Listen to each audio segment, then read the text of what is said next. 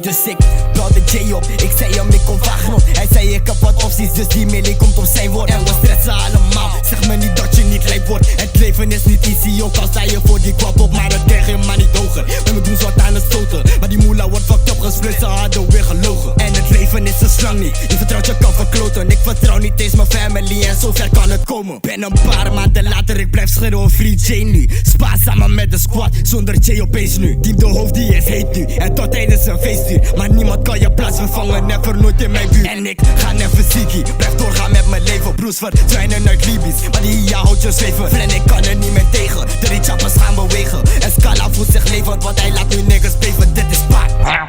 En alles was gelogen, je wordt hershipped door de fullest. Maar hier wordt je geschoten, en het gaat niet eens met loten. Het is trekken en dan rennen, hè. Waar belandt die kogel? In je been of in je ogen, hè. En ja, nu ben je vrede. Je wordt je goeds gaan halen, maar die shit gaat je niet helpen. Want het is fully klaar en zie me niet als boy van 15. Want ik klap je als een wijfbie, en die shit gaat best wel snel. Ligt er weer een ander lijkie. Shit is eng wel als je zo vlak. En ik weet dat je voor kwap bent, maar doe dat niet in mijn vak. Anders wil ik 50% en weiger je te geven. Dan is het niet eens weten maar doen. En het gaat je leven kosten, of anders je voorraad dit doen. Boy, ik wil het stekken tot mijn plafond. En heb ik dat gedaan, koop ik een osso voor mijn ammo. Ik bewaar het voor later, voor nood en voor meer blaadjes. Ik moet het nu wel gaan maken, 2 of 15 veel dagen story.